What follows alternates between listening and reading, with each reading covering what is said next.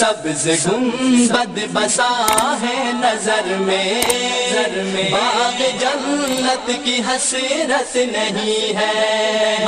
سبز گنبد بسا ہے نظر میں، باغ جنت کی حسرت نہیں ہے۔ بسم اللہ الرحمن الرحیم، الحمدللہ وکفا وسلام علی عبادہ الذین اصطفی، اما بعد، اعوذ باللہ من الشیطان الرجیم، بسم اللہ الرحمن الرحیم، والشمس والقمر بحسبان، صدق اللہ العظیم۔ میرے محترم بھائیو دوستو، اللہ تبارک و تعالی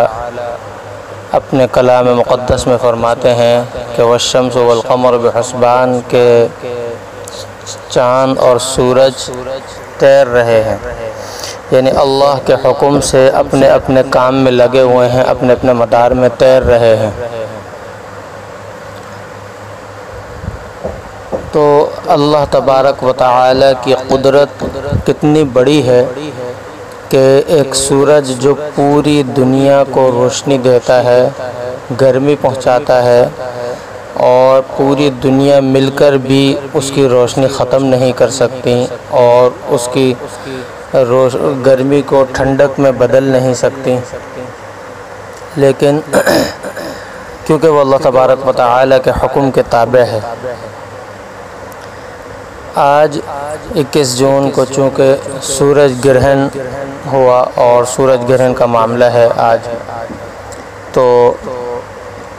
اس کے متعلق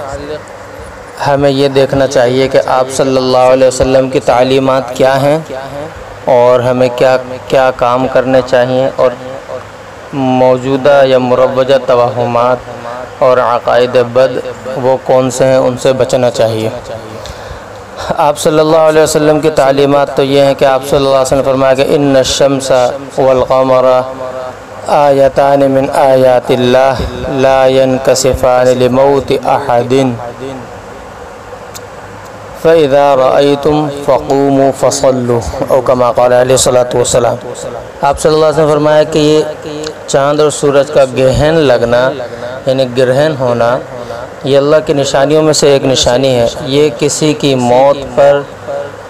گرہن نہیں ہوتے۔ اسی طرح دوسری روایت میں فرماتے ہیں کہ کسی کی موت یا کسی کی زندگی کی وجہ سے گرہن نہیں ہوتے۔ یہ اللہ تبارک و تعالی کی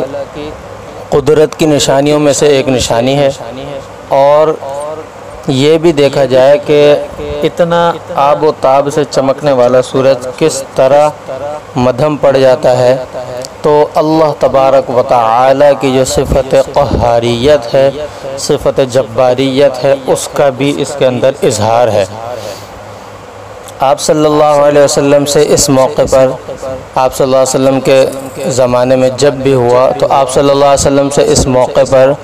نماز اور ذکر و اذکار، استغفار کی کثرت ثابت ہے۔ آپ صلی اللہ علیہ وسلم 2 رکعت نماز پڑھائی صحابہ کرام کو، اور بہت طویل قرات،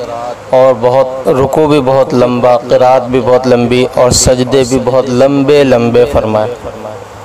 اور دعا و استغفار میں مشغول رہے، یہاں تک کہ سورج گرہن جو تھا وہ ختم ہو گیا۔ تو آپ صلی اللہ علیہ وسلم سے جو باتیں ثابت ہیں ان میں ایک تو یہ کہ نماز پڑھی جائے،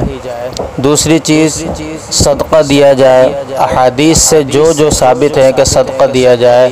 دعا اور استغفار کی جائے، اللہ کا ذکر کیا جائے، اللہ کی طرف رجوع کیا جائے، یہ سورج گرہن کے وقت، سورج یا چاند گرہن کے وقت کرنے کے کام ہے۔ تو ان کاموں میں مشغول ہوا جائے۔ ان کاموں کے ساتھ ساتھ اگر اصلاح و ارشاد کا کام بھی ساتھ ساتھ چلتا رہے تو کوئی مذاق نہیں، لیکن اس وقت خاص طور سے دعا اور استغفار میں مشغول رہا جائے۔ اس کے ساتھ ساتھ کچھ مروجہ ہمارے زمانے میں کچھ ایسے توہمات موجود ہیں کہ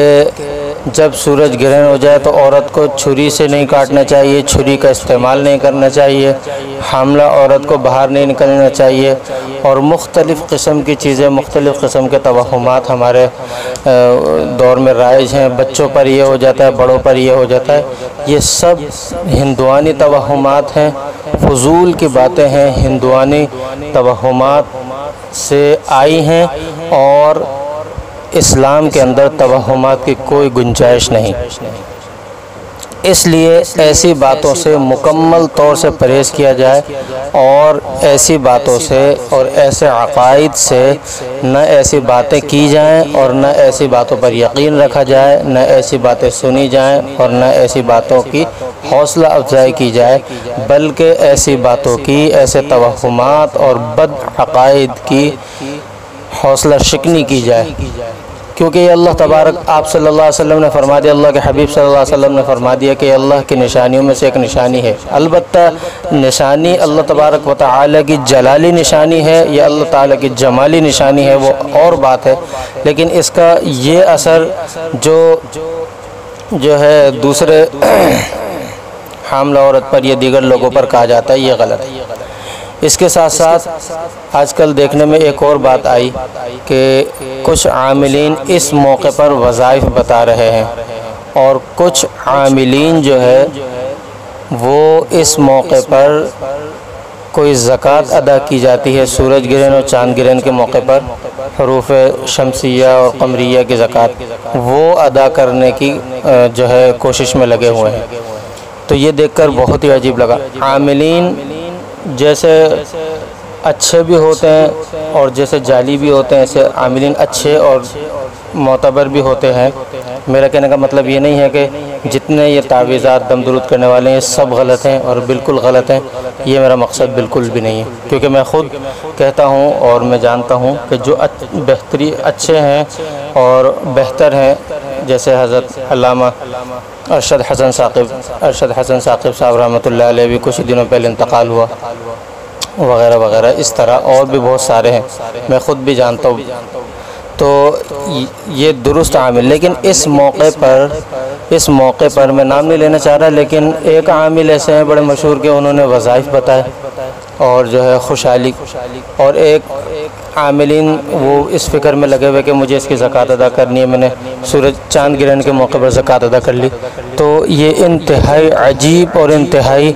نامناسب سی بات معلوم ہوئی کہ یہ موقع تو دعا اور استغفار کا ہے، یہ موقع تو اللہ سے ڈرنے کا ہے۔ اس موقع پر بھی اپنی یعنی دنیاوی منفعت، اس طرح کی منفعت کے پیچھے لگ جانا، یہ کسی طور زیبا نہیں دیتا۔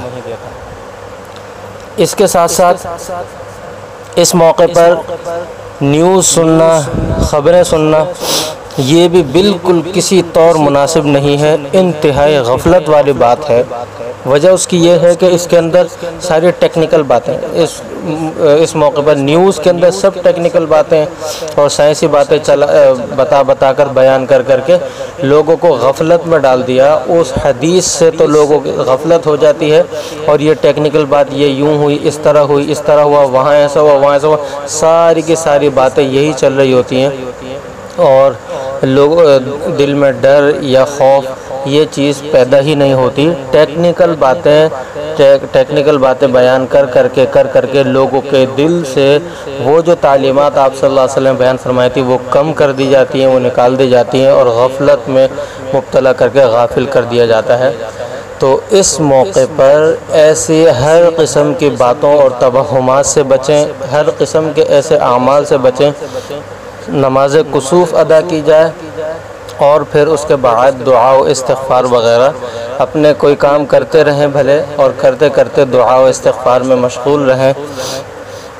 اور خوب اللہ تبارک و تعالی کی طرف گڑ گڑا کر دعا مانگے کہ ایک وبا پہلے سے ہی چل رہی ہے، کرونا وائرس کی وبا، اور یہ سورج گرہن بھی، مکمل سورج گرہن بھی آ گیا۔ اللہ تبارک و تعالی ہم سب کی حفاظت فرمائے،